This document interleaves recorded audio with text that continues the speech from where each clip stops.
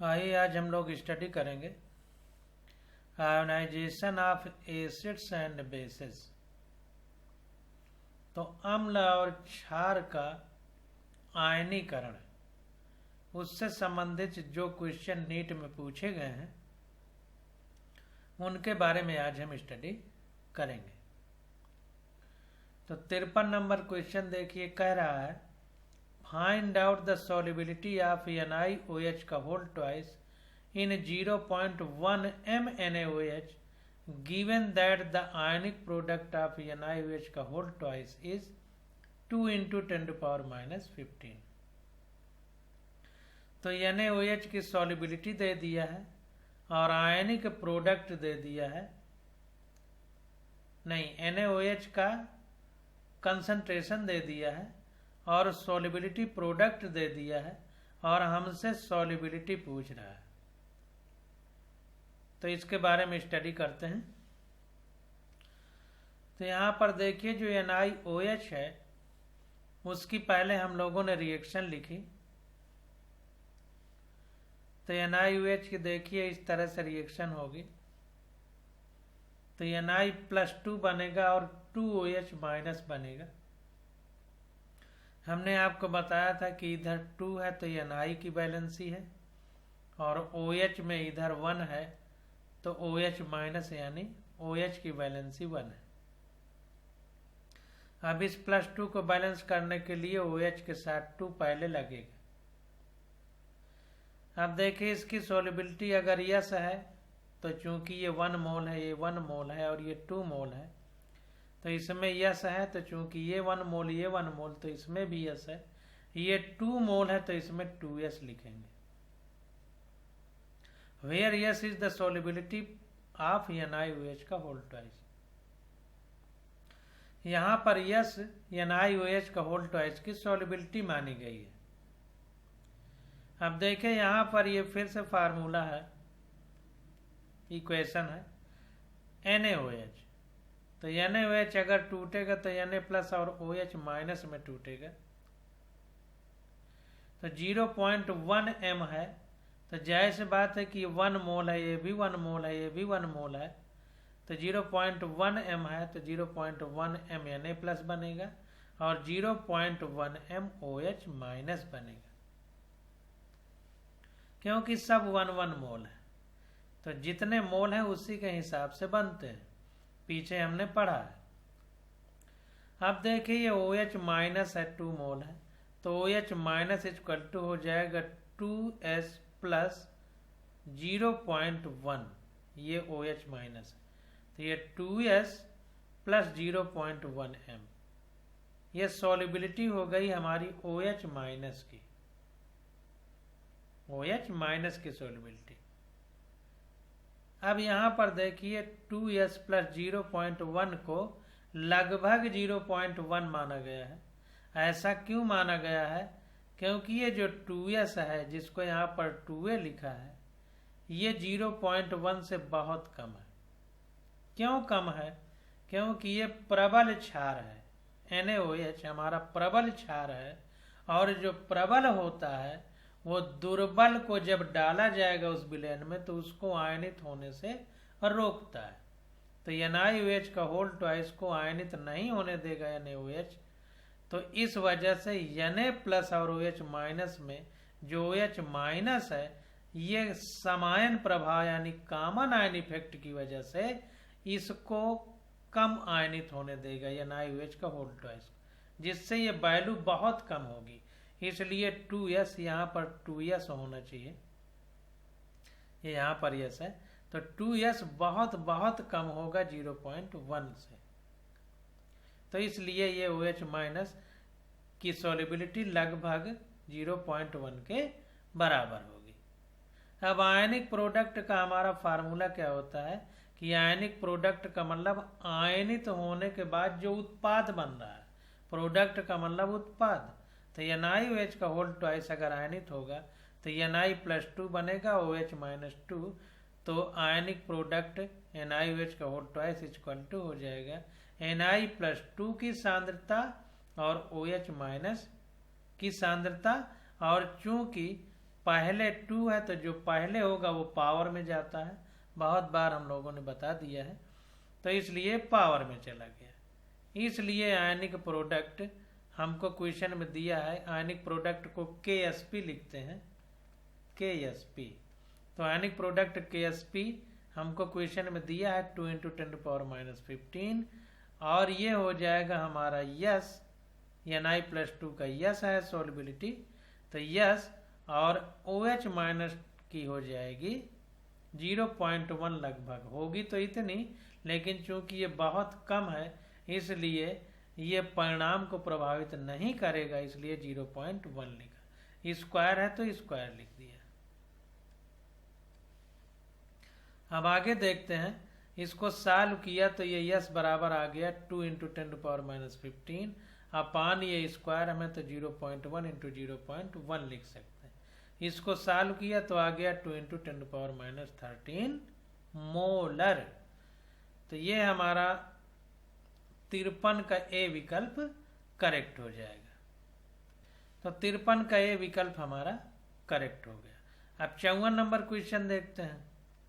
तो 54 number question में कह रहा है कि the pH of 0.01 MnOH aqueous solution will be.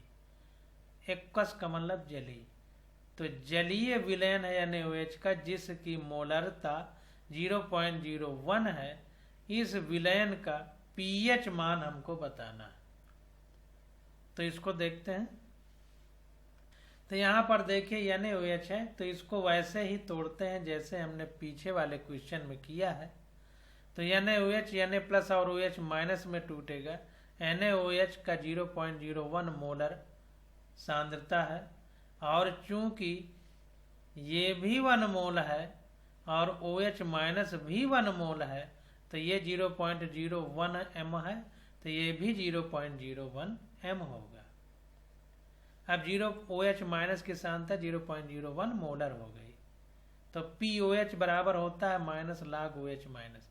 यहाँ पर pH क्यों नहीं लिखा गया, क्योंकि OH हमको प्राप्त हुआ है, तो इससे पहले POH निकाल लेंगे, फिर 14 में घटा करके pH निकाल लेंगे, क्योंकि pH + POH बराबर 14 होता है, ये हमको पता है। तो POH बराबर माइनस log OH-, तो ये हो गया माइनस log OH- की वैल्यू 0.01 है, तो ये इसको 10⁻2 लिख सकते हैं। -2 इधर आएगा तो माइनस माइनस प्लस हो जाएगा, तो +2, और ये log में 10 होगा, log 10 की वैल्यू 1 होती है, सॉल्व करेंगे तो 2 आ जाएगा। तो POH हमारा 2 हो गया, तो pH कितना होगा, 14 में POH घटा दें तो 14 - 2 होगा, तो 12 आ गया हमारा 12। तो NaOH का pH कितना हो जाएगा, 12। वैसे भी जो क्षारीय होते हैं उनका pH 7 से ज्यादा होता है, जो अम्लीय विलयन होते हैं उनका pH 7 से कम होता है। तो 14 का C विकल्प हमारा करेक्ट हो जाएगा। तो 54 का C विकल्प हमारा करेक्ट हो गया। अब 55 नंबर क्वेश्चन देखते हैं। कह रहा following solutions were prepared by mixing different volume of NaOH and HCl of different concentration. तो कह रहा है NaOH और HCl को विभिन्न प्रकार की सांद्रताओं के आधार पर मिक्स किया गया है, और मिक्सिंग का ये क्राइटेरिया ABCD करके 4 विकल्प हमको दिए गए हैं, और पूछ रहा है कि pH of which one of them will be equal to 1। तो ये जो 4 प्रकार से मिलाया गया है ABCD में, तो इन चारों में से किसमें pH 1 के बराबर होगा, ये हमको बताना है। तो देखते हैं इसको। अब देखिए यहाँ पर अगर pH 1 कह रहा है तो सीधी सी बात है कि H + 10⁻⁻1 होगा। क्यों? क्योंकि pH बराबर 10⁻H+ होता है, या H+ बराबर 10⁻pH होता है। ये फार्मूला हमको पता है, तो उस हिसाब से H + 10⁻1 हो जाएगा। H+ का मतलब H+ की सांद्रता, ब्रैकेट में बंद होने का मतलब सांद्रता। तो फॉर एसिड बेस मिक्सचर, अब एसिड और बेस को अगर मिक्स करेंगे तो नॉर्मलता गुणे उसका आयतन, अगर एसिड एसिड है तो उनको जोड़ते हैं, अगर बेस आ गया तो उसको घटाते हैं। तो देखिए एसिड और बेस हैं, तो पहला वाला अगर एसिड है तो N1V1 लिखा गया, दूसरा वाला बेस है यानी क्षार है तो उसको माइनस चिन्ह लगा करके N2V2 लिखा गया बराबर N3V3। अब देखिए कह रहा है कि for NaOH and HCl normality is equal to molarity. NaOH और HCl के लिए जो नॉर्मलिटी होगी वही मोलरिटी होगी। ऐसा क्यों?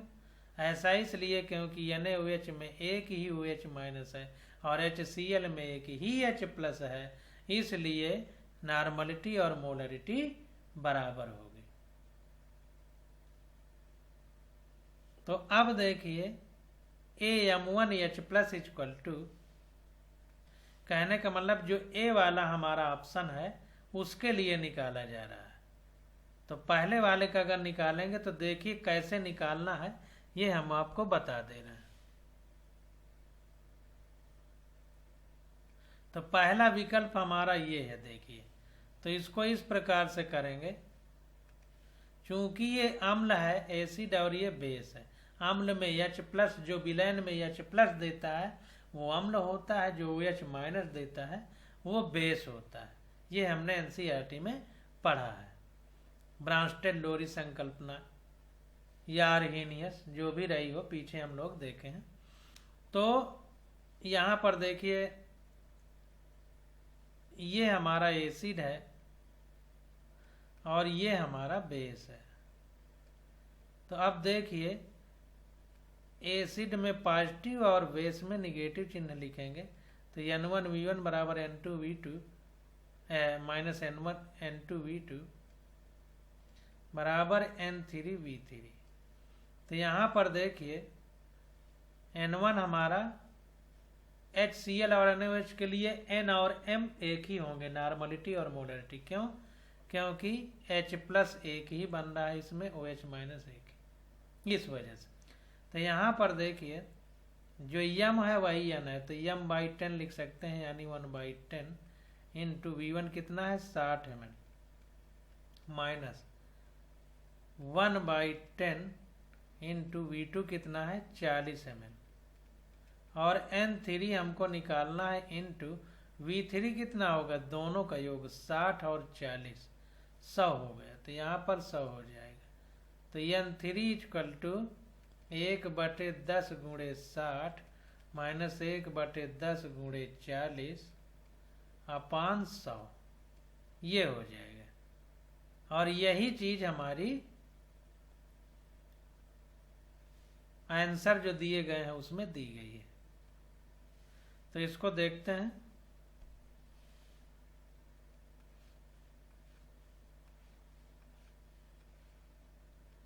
ये देखिए M1H plus equal to M1 लिखें या N1 एक ही बात है, क्योंकि N और M बराबर है।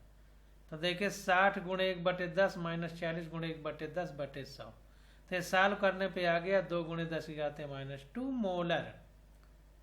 इसको नॉर्मल भी कह सकते हैं क्योंकि नॉर्मलिटी और मोलरिटी बराबर है। That is pH equal to लगभग 1.698 यानी लगभग 1.7 है, क्योंकि 10⁻⁻² के लिए 2 आ जाएगा, 2 माइनस log 2 का घटाएंगे अगर तो 2 से थोड़ा कम आएगा, तो 1.7 आएगा। इसी प्रकार से देखिए ये बी वाले विकल्प के लिए M2H प्लस आ जाएगा, 55 ml होगा उसकी आयतन, गुणे 1/10 यानी M/10 लिखा होगा। आप देखिए क्वेश्चन में, माइनस दूसरे वाले में 45 गुणे 1/10 और टोटल 55 45 100, तो ये आ गया 1/100। तो 1/100 को 10⁻⁻² लिख सकते हैं। तो इसलिए pH हमारा 2 होगा, क्योंकि pH equal to minus log H plus. तो H प्लस हमारा 10⁻⁻² है, तो 2 इधर आएगा तो माइनस माइनस प्लस हो जाएंगे, तो +2 और log 10 की वैल्यू 1, तो pH आ जाएगा 2। इसका 2 हो गया। इसी प्रकार से C वाले विकल्प में देखते हैं। तो C विकल्प में देखते हैं इसी तरह।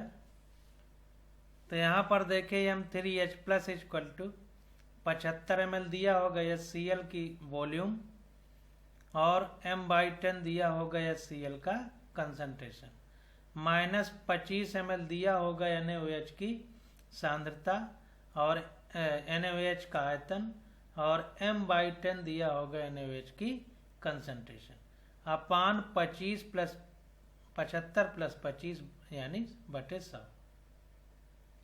तो ये आ गया 10⁻⁻1। अब 10⁻⁻1 है H प्लस की कंसंट्रेशन, तो pH बराबर 1 होगा। अब देखिए डी विकल्प में देखते हैं H प्लस M4H प्लस, तो ये हो जाएगा 100 इंटू 1/10। 100 ml दिया होगा HCl की मात्रा यानी आयतन और m/10 दिया होगा HCl की सांद्रता। 100 ml दिया होगा NaOH का आयतन और m/10 दिया होगा NaOH की सांद्रता बटे 100 हो जाएगा।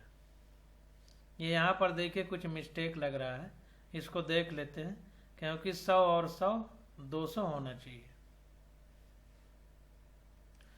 यहाँ पर देखिए डी विकल्प में 100 ml और 100 ml है, तो ये जोड़ करके 200 ml लिखना चाहिए, जैसे 75 और 25 जोड़ के 100 लिखते थे। तो यहाँ पर देखिए 200 लिखा होना चाहिए, थोड़ा सा मिस्टेक है। तो यहाँ पर देखिए ये 0 लिख रहा है, दैट इज pH जो है 7 लिख रहा है। तो यहाँ पर हम सॉल्व करेंगे तो 7 से थोड़ा सा कम आएगा कुछ।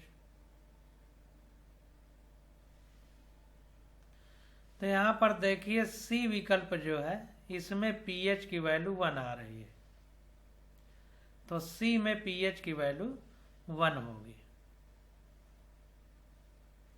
यानी जिसमें 75 और 25 का आयतन है।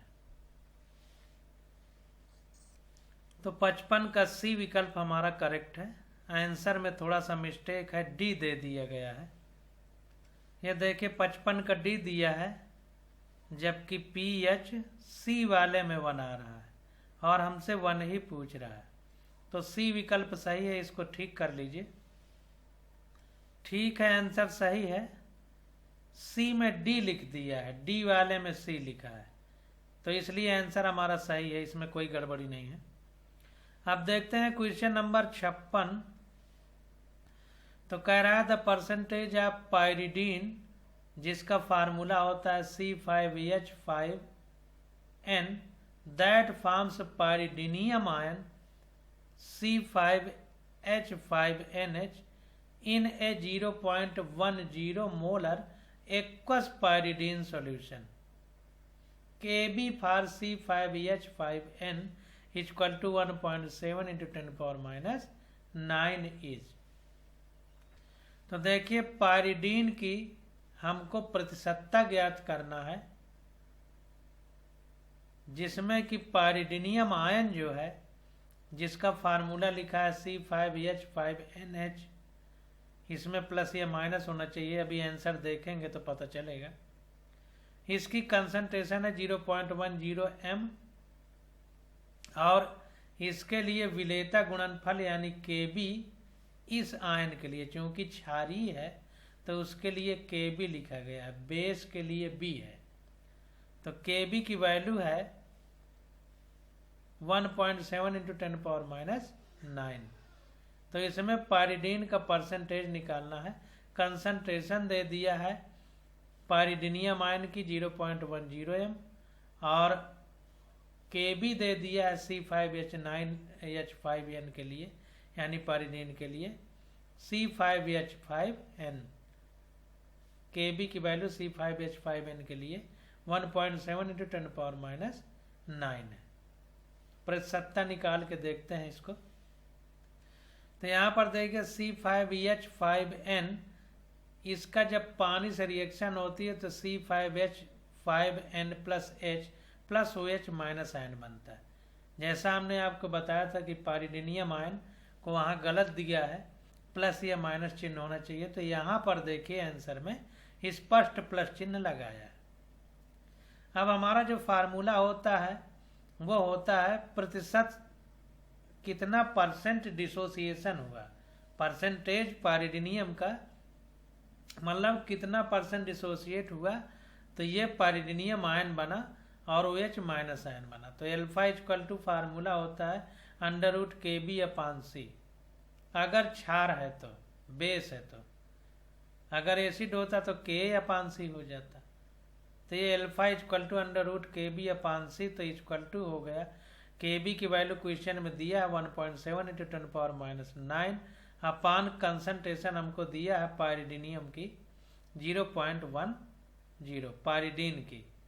तो ये सॉल्व करने पे आ गया 1.30 × 10⁻⁴ सीधा फार्मूले पे आधारित। अब इसको अगर हम प्रतिशत में बदलना चाहते हैं तो 100 से गुणा कर दें। तो यहाँ पर देखिए percentage of pyridine that form pyridinium ion, तो 1.30 × 10⁻⁴ में 100 का गुणा कर दिया, तो ये आ गया 0.013%। ये हमारा आंसर हो गया। तो 56 का बी आंसर हमारा करेक्ट है। 56 का बी आंसर हमारा करेक्ट है। अब 57 नंबर क्वेश्चन देखते हैं। तो कह रहा है what is the pH of resulting solution when equal volume of 0.1 m NaOH and 0.1 m HCl are mixed. इसके पीछे वाला क्वेश्चन सेम यही था। तो इसमें जो है इक्वल वॉल्यूम कह रहा है, यानी दोनों के बराबर बराबर। अगर 50 ml NaOH है तो 50 ml HCl है, इक्वल वॉल्यूम मिलाए गए हैं। तो पूछ रहा है कि pH कितना होगा। तो इसको देखते हैं, एक एसिड है और एक ये एसिड है और ये बेस है। तो वैसे ही बिल्कुल करना है जैसे हमने पीछे N1V1 - N2V2 = N3V3 किया था, सेम वैसे ही। तो कह रहा है 1 mole of NaOH is completely neutralize by 1 mole of HCl।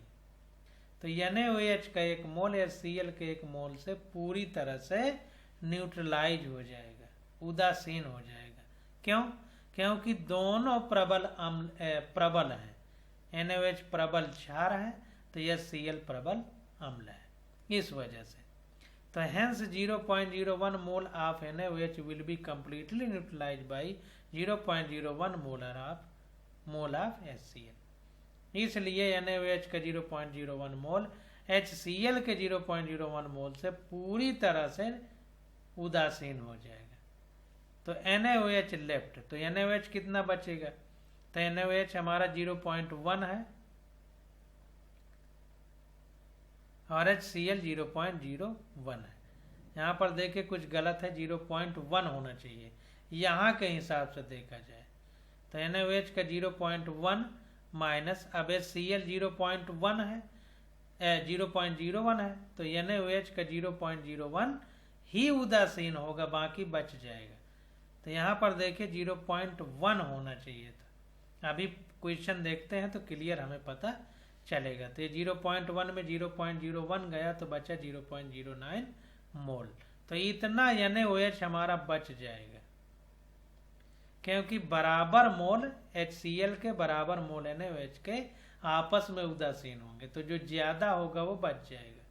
तो इसका मतलब NaOH हमारा 0.1 है, क्योंकि 0.1 से घटाया जा रहा है 0.01, जो कि HCl की कंसंट्रेशन है।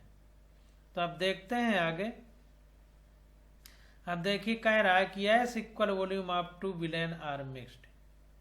जैसा कि हमने पढ़ा है कि अगर इक्वल वॉल्यूम विलेन में मिलाए जाएंगे तो बराबर बराबर न्यूट्रल कर देंगे, बचेगा 0.09। तो OH माइनस कितना होगा? तो 0.09 का आधा होगा, यानी 0.045 मोलर। क्यों? क्योंकि ये जो बचा है इसमें HCl और NaOH दो थे, तो एक के लिए OH माइनस NaOH जितना बचेगा उसका आधा होगा। तो ये आ गया 0.045 मोलर। तो POH कितना हो जाएगा? माइनस log H प्लस होता है, या OH है तो OH माइनस होता है, तो minus log OH minus, OH minus की वैल्यू ये है, तो ये रख दिया गया तो आ गया 1.35 सॉल्व करने पर। तो pH कितना होगा? जब POH इतना है तो pH निकालने के लिए 14 में घटा देते हैं, तो 14 में 1.35 घटाया तो आ गया 12.65। यही हमारा आंसर हो जाएगा। ये देखिए 0.1 मोलर NaOH है और 0.01 मोलर HCl है, ध्यान दीजिए। इसलिए जो है 0.1 में 0.01 घटेगा और इक्वल वॉल्यूम है तो जाहिर सी बात है कि इसको इस तरह लिखेंगे, समझिए तब क्लियर समझ में आएगा। देखिए इसको हम लोग इस तरह लिखते हैं N1V1 minus N2V2 equal to N3V3।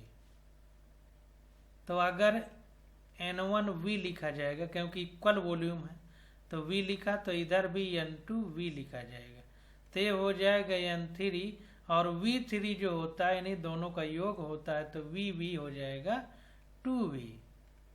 तो अगर हम इसको ये V डैश होता तो इसको निकालते तो ये बटे में 2 जाता, इसीलिए OH माइनस की सांद्रता में 2 का भाग दिया गया। ये है कहानी पूरी।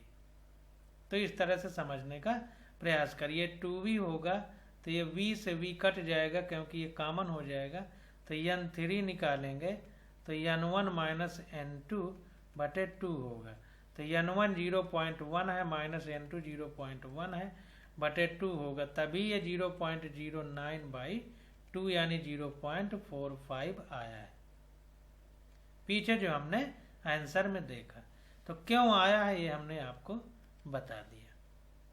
तो 57 का डी विकल्प हमारा करेक्ट हो गया। अब 58 नंबर क्वेश्चन देखते हैं। कह रहा है which of the following salt will give highest pH in water. पानी में सबसे ज्यादा पीएच किसका होगा? तो जो सबसे ज्यादा क्षारीय होगा उसी का पीएच ज्यादा होगा, जो सबसे ज्यादा बेसिक होगा, क्योंकि बेस का पीएच 7 से ज्यादा होता है, एसिड का 7 से कम होता है। तो देखते हैं, तो इसको पानी में डाल के तोड़ते जाएंगे और समझते जाएंगे। तो यहाँ पर देखिए कह रहा है कि Na2CO3 which is a salt of NaOH जो कि स्ट्रांग बेस है, एंड H2CO3 जो कि वीक एसिड है, will produce a basic solution with pH greater than 7। तो जो Na2CO3 हमारा विकल्प है उसको अगर हम पानी में डालेंगे तो Na से OH क्रिया करके पानी का NaOH बना देगा और CO3 से H पानी का क्रिया करके H2CO3 बना देगा। H2CO3 हमारा दुर्बल अम्ल है, वीक एसिड, और NaOH हमारा प्रबल क्षार है यानी स्ट्रांग बेस है। तो जो प्रबल होगा वो अपना प्रभाव दिखाएगा। तो क्षार प्रबल है तो जाहिर सी बात है क्षार अपना प्रभाव दिखाएगा, तो बेस यानी क्षार के लिए पीएच 7 से ज्यादा होता है, तो ये प्रबल है तो यही प्रभाव दिखाएगा, तो पीएच 7 से ज्यादा होगा। तो 58 का सी विकल्प हमारा करेक्ट हो जाएगा। तो 58 का सी विकल्प हमारा करेक्ट हो गया। यहाँ पर देखिए KCl में KOH और HCl दोनों स्ट्रांग हैं तो 7 रहेगा पीएच। NaCl को तोड़ेंगे तो NaOH और HCl बनेगा, दोनों स्ट्रांग है, पीएच 7 ही रहेगा। CuSO4 में CuOH का होल ट्वाइस बनेगा और H2SO4 बनेगा, दोनों ये मेटल है तो जैसे बात स्ट्रांग रहेगा तो इसका भी पीएच, बल्कि ये H2SO4 स्ट्रांग है, CuOH कुछ वीक होगा तो H2SO4 अपना प्रभाव दिखाएगा। चूंकि ये प्रबल अम्ल है तो प्रबल जो होगा वही प्रभाव दिखाएगा, तो प्रबल अम्ल के लिए पीएच 7 से कम होता है तो इसमें पीएच 7 से कम हो जाएगा। इसमें पीएच 7 रहेगा, इसमें 7 रहेगा, इसमें 7 से कम रहेगा और सी वाले में 7 से ज्यादा रहेगा, और पीएच हाईएस्ट पूछ रहा है तो इसी में हाईएस्ट होगा। तो 58 का सी विकल्प हमारा करेक्ट होगा। अब 59 नंबर क्वेश्चन देखते हैं। कह रहा है एक्यूमुलेशन ऑफ लैक्टिक एसिड, यानी लैक्टिक एसिड को इकट्ठा किया जा रहा है। HC3H5O3 लैक्टिक एसिड का फार्मूला है। A monobasic acid in tissue lead to pain and feeling of fatigue. ये मोनोबेसिक एसिड है, कहने का मतलब ये है कि इसकी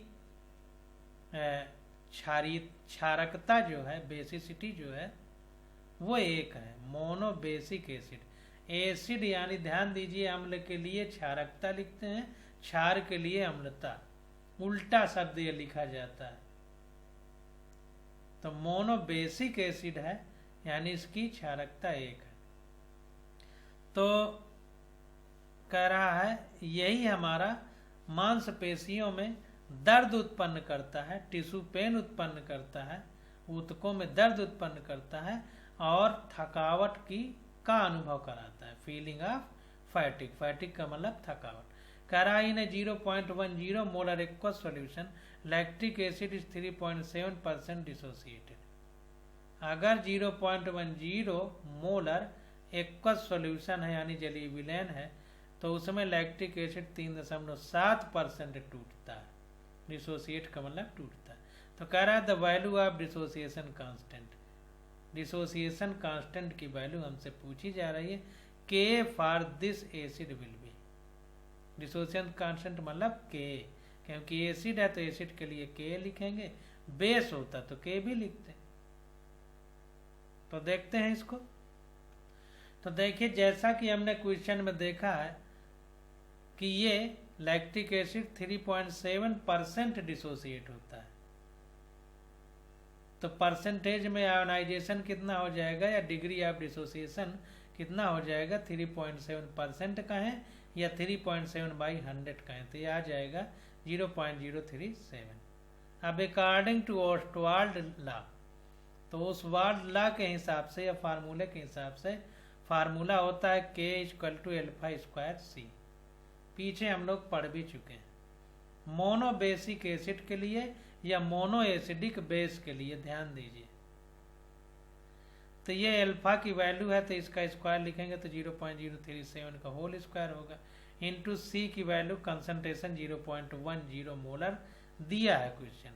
ये वैल्यू रखेंगे सॉल्व करेंगे तो लगभग आ जाएगा 1.4 × 10⁻⁴।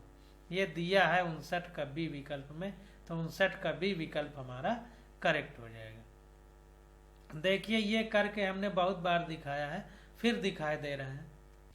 अब देखिए अगर कोई मोनोबेसिक एसिड है, मान लीजिए AB है, तो ये टूटेगा तो A+ बनेगा प्लस B- बनेगा।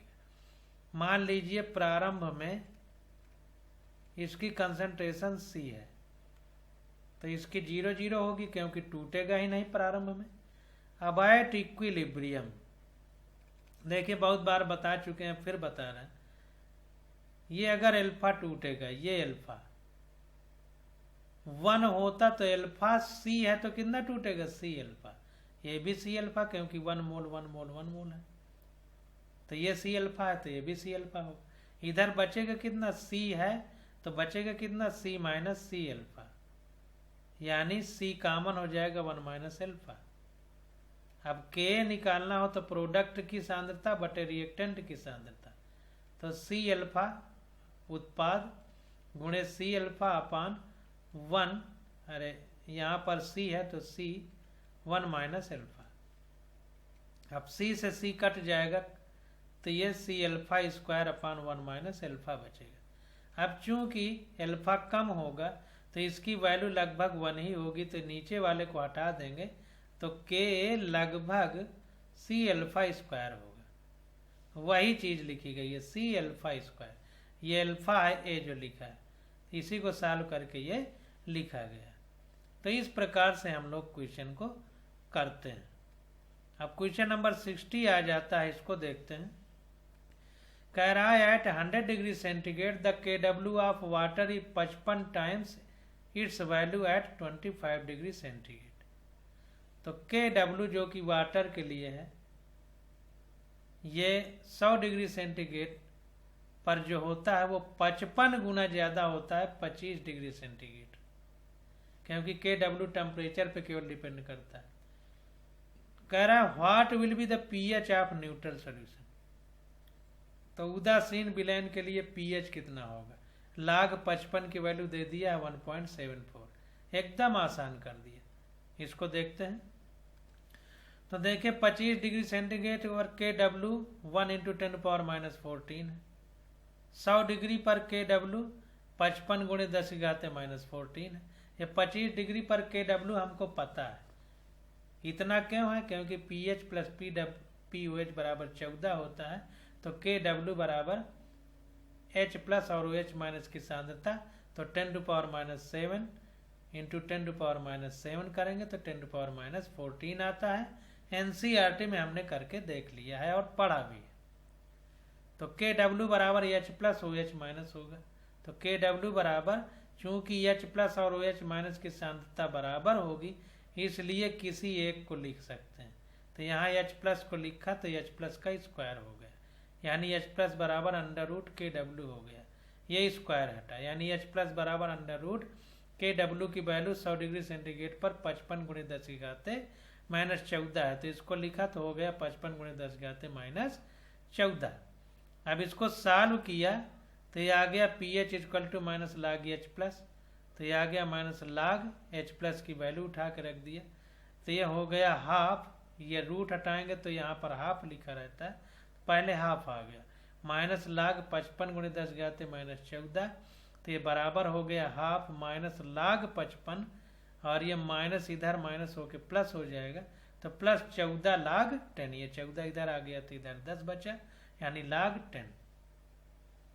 तो ये हमारा आ गया हाफ माइनस 1.74, क्योंकि लाग 55 की वैल्यू हमको क्वेश्चन में बता दिया है, प्लस 14 लाग 10। लाग 10 की वैल्यू 1 होती है तो ये हो गया 14। तो ये आ गया 1/4 12.26। इसको सॉल्व किया तो ये आ गया 6.13।